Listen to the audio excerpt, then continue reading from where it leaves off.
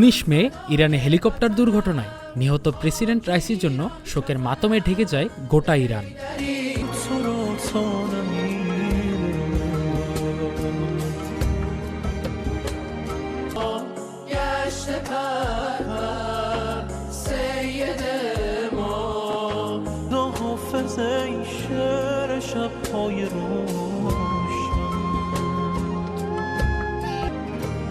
اگر چشمه موج از غم نخشکه ایران و سوریه را از لحاظ اینکه دو حضور آقای শুক্রবার সিরিয়ার president Bashar আল Asad Iran সফরে গেছেন সেই শোকের পরিবেশে সহমর্মিতা জানাতে। রাইসির মৃত্যুতে শোক প্রকাশ করে আয়াতুল্লাহ আল খামেনির সাথে দেখা করেন।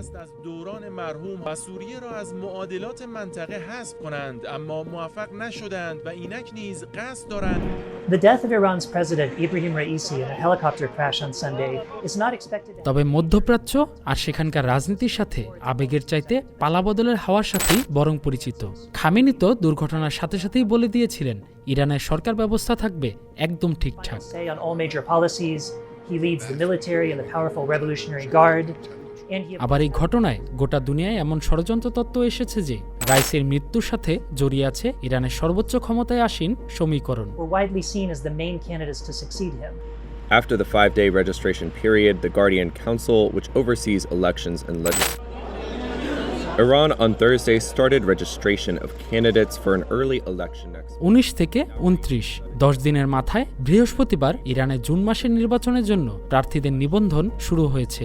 নির্বাচনের তারিখ ঠিক করা হয় 28 জুন। মোট 31টি প্রদেশে এই নির্বাচন অনুষ্ঠিত হবে।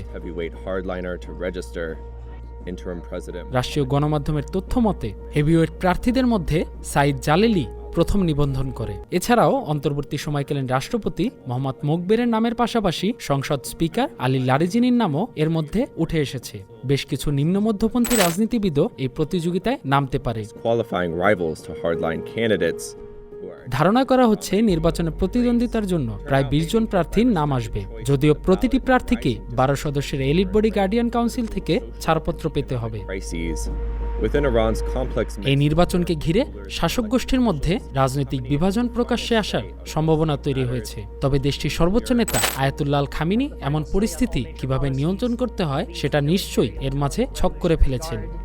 And he appoints half the members of a clerical body that vets all candidates for public.